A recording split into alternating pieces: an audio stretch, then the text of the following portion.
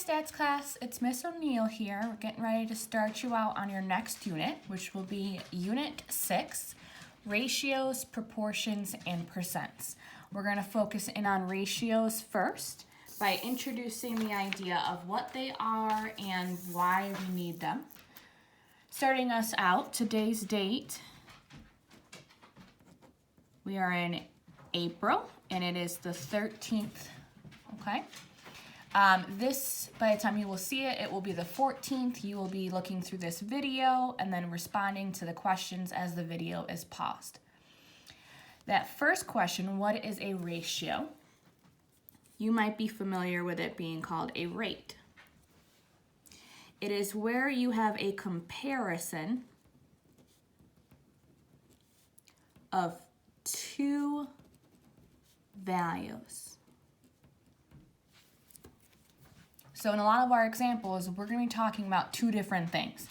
And our goal is either to first set up that ratio, and then in some cases, we might have to simplify the ratio. If you're trying to write a ratio, it is telling you that it's giving you some kind of quantity, how many of A and how many of B, and we're trying to compare them. So the ratio of A to B can be written in three ways. You can say A to B. You can also write it as A colon B, which we would still read A to B. And then the last one is actually one that you are most familiar with because we like to use it in almost all of our questions and comments.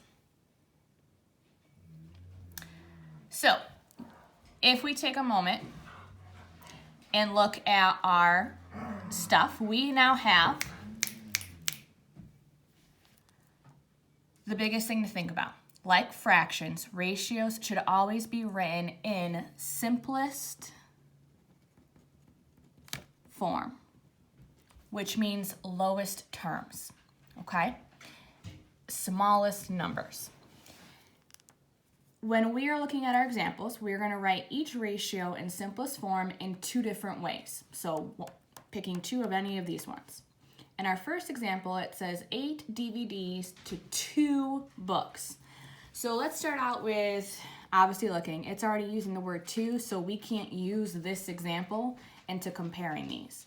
But we could use one of the other two methods. I'm going to go with the fraction first. The reason why I'm saying go with the fraction first is because it can help you to get your ratios in simplest form. I can show you the trick using your calculator or how to use Google to lower your fraction. Whatever is written first is going to be written on the top of your fraction. That word 2 signifies the fraction showing up, and then we're going to put our number that's written last on the bottom. Remember, a fraction always has the numerator on top, that's the top value, and the denominator on the bottom. So we can say 8 to 2. If you are trying to go and simplify this in your fraction, and you want to use your calculator, remind yourself that you're going to start with what you see first, 8. This little line right here is meaning divide by. So divide by 2. And once it appears on your calculator, you can hit enter. This one breaks down pretty easily to just the number 4. But this raises the question of what would be underneath. If there's nothing underneath here, or it doesn't automatically give you back a fraction, it's going to be showing 4 over 1. So you can write that as 4 colon 1, or you can keep it as 4 over 1. These are two different ways to write your ratio. And if we wanted to connect it back to the story, that 4 is first, so it represents 4 DVDs to 1 book. Okay? Your units are going to be very important when we get down towards the bottom and we have to incorporate some of our word problems. So, going on to number 2, 15 girls to 24 boys. We see our first number is 15. over 24. Now, you can tell that this one's going to be a little bit of a tricky fraction because the number on top is smaller. Our numerator is smaller than the denominator, which in this case is going to mean we are going to have a decimal. So I do 15 divide by 24, and when I hit enter, I see this. Technically, you can leave it as is. That is 100% correct in our situation. But we are trying to write a ratio here. So we will be hitting math, enter, enter, and we get out the answer of 5 over 8. That's another way of saying 5 girls to 8 boys. Now, for those of you that may not have a graphing calculator at home, I have uploaded onto your Canvas courses a way to download a graphing calculator stimulator, either on your desktop or onto your cell phone. If that doesn't work, or if you haven't had a chance to figure it out, another option for you is to go to Google. If you are trying to reduce your fractions using Google, step number 1, go to google.com. Step 2, type reduce, put your top number first, / bottom number. For an example, if I wanted to reduce 20 over 8, I would type in reduce 20/8. And when I hit enter, Google is going to give me the reduced answer, okay? So don't panic if you don't have a calculator that can reduce the fraction for you. Go to Google and have it reduce it for you if you're struggling to figure out what these two numbers share to take out. So this brings up question number 3. 20 flounder to 8 bluefish. So our first number is 20. 2 means we're getting ready to switch to the bottom number. And then we have 8. According to this, we would think it's going to be like number 1 because we have a bigger number on top. So there's no way it can have a decimal. But when I type in 20 divided by 8, I still do get a decimal. These don't go together perfectly. We don't have a number that could be taken out both on the top and the bottom that's going to reduce them into equal pieces. So what we are going to be doing is looking at this answer.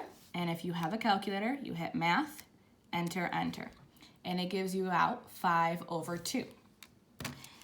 So we write 5 over 2. In other words, 5 flounder to 8 bluefish.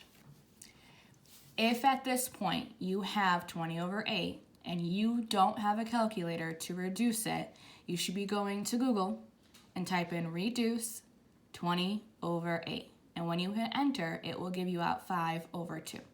All right? So, jumping around it a little bit here, I'm going to start having you answer some of the questions. We have 6 chaperones to 42 students. So we see our first number is 6 over 42. Using your calculator that you may have, or you may be using Google, I want you to tell me what would this be as a reduced fraction. Okay, so if you did this correctly and you went to your calculator or you went to Google, you would type in 6 divided by 42. Gives you a horrible decimal if you're using your graphing calculator. You're not panicking though, because math enter enter tells me it's 1 over 7. And another way to write that ratio is 1 to 7. Okay. Looking at number 5, 36 bananas to 27 apples. You can write it as 36 to 27, but this is not reduced. So in order for us to get this accurately, we would put the 36 first over 27. Typing that into our calculator, 36 divided by 27. Math, enter, enter, is 4 over 3. So we can write that as 4 over 3.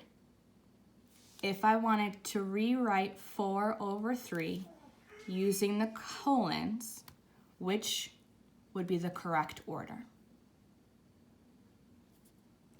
4 to 3. So let's jump down a little bit towards the bottom. Number 9. This past season, the hockey team had 48 wins and 28 losses. Find each ratio in simplest form. A, wins to losses. This is going and telling us, if I was to look at a fraction, the word wins is on top, the word losses is on bottom. So what you'd be trying to do is go back into the story and find out information that talks about wins and find out information that talks about losses. See if you can find those details. If we reread, we are told that the hockey team had 48 wins and 28 losses. So that number for wins was 48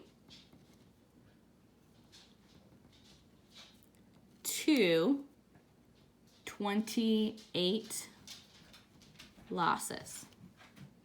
And if I want to simplify that, we go to our calculator and we do 48 divided by 28. Not going to panic over the decimal. We're going to hit math, enter, enter. And according to our calculator, we have 12 over 7. That's 12 wins to 7 losses. This next example is where I can make it difficult for you. B says that I want to compare the losses to the total games played. So if we're thinking about this idea of what would be on top, the word losses came first. The word total was at the end. When I'm rereading my story, it tells me there are 28 losses. But nowhere in here do they tell us anything to do with our total games. So it almost seems like it's impossible for us to answer this question, but it's not. Because if you take a moment and think about it, whether you win or lose, you're still playing a game. So in order for us to figure out our total, we need to know what 48 and 28 would be if we were to add them together.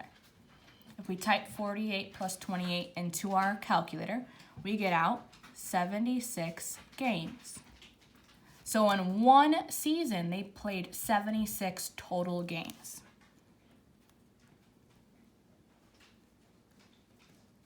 And now we have a complete fraction, a ratio that we can reduce.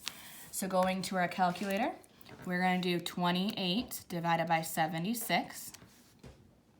Hit math, enter, enter, and we get out 7 over 19.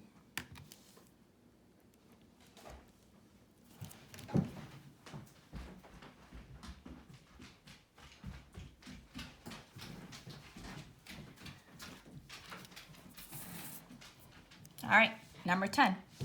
Given the word Massachusetts, find each ratio in simplest form. Okay. A wants vowels, A, E, I, O, U, and consonants, anything that's not an A, E, I, O, U. So if we're looking for our vowels, we have an A, 1, 2, we have a U, that's 3. Then we have another E, that's 4. So we have 4 vowels. And then everything else that's not a vowel. 1, 2, 3, 4, 5, 6, 7, 8, 9. 9 consonants. Put it into our calculator. 4 divided by 9. Math, enter, enter. As you can tell, you get out the same exact answer. Sometimes when you are going to use Google, you might end up with a fraction that ends up being exactly the same.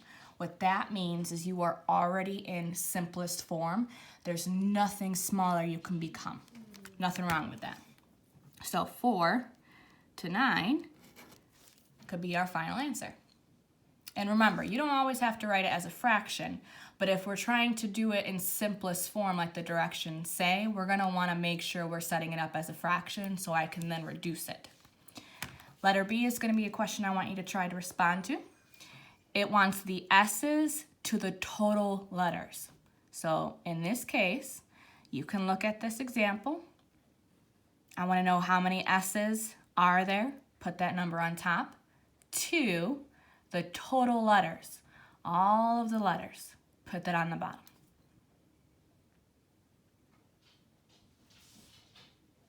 There are 1, 2, 3, 4 S's. And if we look at the entire word Massachusetts, it has 13 letters in total. If I go to my calculator and reduce that, math, enter, enter, it doesn't change its fraction. So this is my final answer.